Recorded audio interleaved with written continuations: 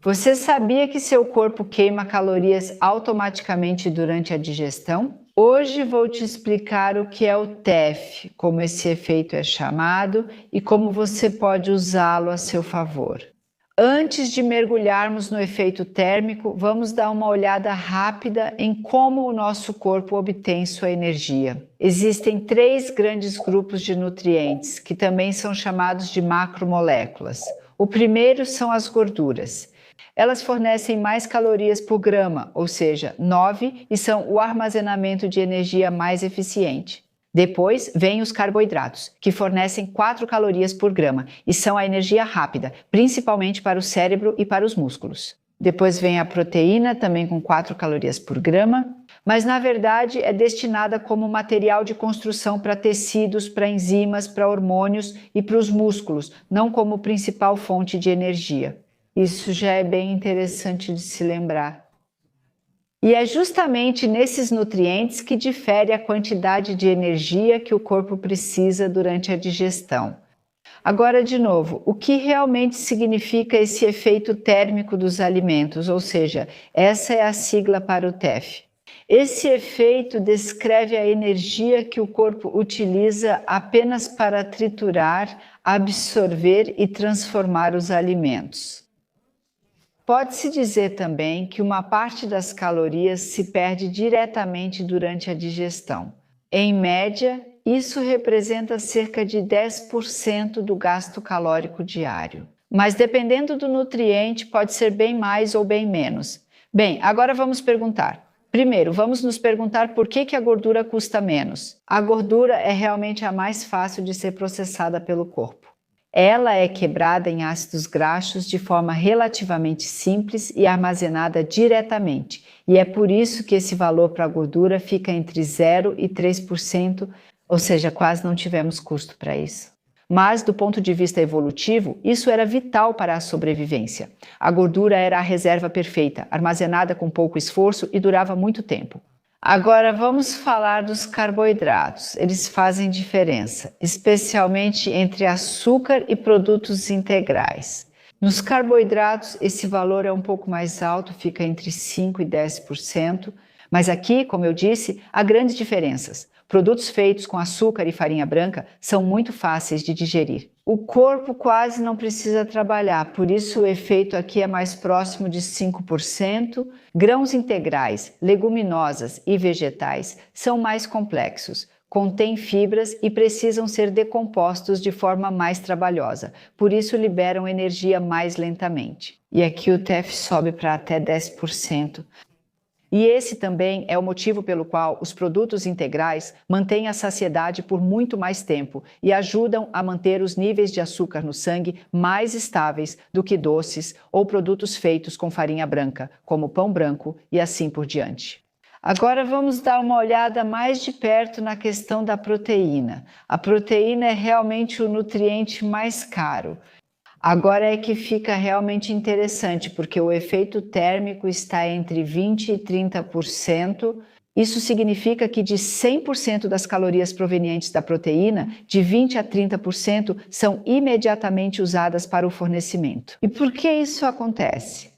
As proteínas, ou seja, os chamados eiweiß, são formadas por longas cadeias de aminoácidos que precisam ser quebradas de forma trabalhosa, e os excessos realmente não podem ser armazenados. O fígado precisa transformá-las ou quebrá-las, e nesse processo, por exemplo, é produzido nitrogênio, que precisa ser eliminado pelos rins na forma de ureia.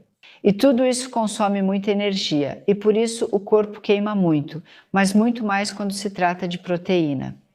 É proteína? Existe alguma diferença entre proteína animal e vegetal? Eu acho que essa é uma pergunta bem interessante. E sim, existe uma diferença. A proteína animal é realmente um pouco mais fácil de ser absorvida pelo corpo, porque ela é mais parecida com as estruturas do nosso próprio corpo do que as proteínas vegetais. E é por isso que o EAT dos produtos de origem animal geralmente está mais próximo do limite inferior. Em torno de 20%, a proteína vegetal geralmente está envolta em fibras e outras substâncias que exigem mais trabalho do sistema digestivo. E é por isso que o EAT aqui está mais próximo do limite superior, ou seja, perto de 30%, e isso significa que quem aposta na proteína ao emagrecer se beneficia especialmente das fontes de proteína vegetal, porque o corpo gasta mais energia na digestão e, ao mesmo tempo, o microbioma e a saúde cardiovascular podem se beneficiar disso. Do ponto de vista evolutivo, ainda assim eu faço a pergunta: por que não consumir proteína demais? Quando olhamos para a evolução, fica claro que nosso corpo nunca foi feito para consumir grandes quantidades de proteína todos os dias. Carne era algo que só aparecia de vez em quando. Leguminosas e laticínios sazonais praticamente não existiam. E principalmente gorduras e carboidratos estavam disponíveis como fonte de energia. Eles são eficientes, leves, fáceis de armazenar e assim garantem a sobrevivência. Já as proteínas sempre foram destinadas como material de construção para reparo, cura e crescimento. E é por isso que o excesso de proteína é mais um fardo para o corpo. A degradação exige muito do fígado e dos rins, sem que haja um benefício real adicional. E agora você deve estar se perguntando: meu Deus, quanto de proteína é realmente adequado para adultos saudáveis? Você pode simplificar. 1 grama de proteína por quilo de peso corporal é totalmente suficiente. Para pessoas com mais de 65 anos, recomenda-se aumentar um pouco, entre 1,2 a 1,45 ou até 1,5 gramas, para prevenir a perda muscular. E isso é realmente muito importante. Para praticantes de musculação ou pessoas que querem ganhar massa muscular, a quantidade pode ser aumentada para 1,5 a 2 gramas por quilo de peso corporal. Mas mais do que isso não traz vantagem para a maioria das pessoas, pelo contrário, sobrecarrega o metabolismo. Então, a gente pode se perguntar agora: por que tantas dietas ricas em proteína estão na moda? É claro, hoje em dia a proteína é muito promovida em várias abordagens alimentares e dá para entender o motivo.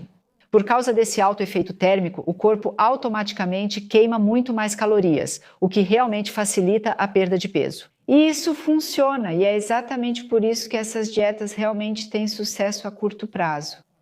Mas com certeza não é a maneira mais saudável de perder peso, porque nosso corpo não foi feito para lidar permanentemente com quantidades extremamente altas de proteína. É muito mais saudável consumir proteína nas quantidades certas, de preferência de origem vegetal, e continuar baseando a alimentação em alimentos frescos e ricos em fibras.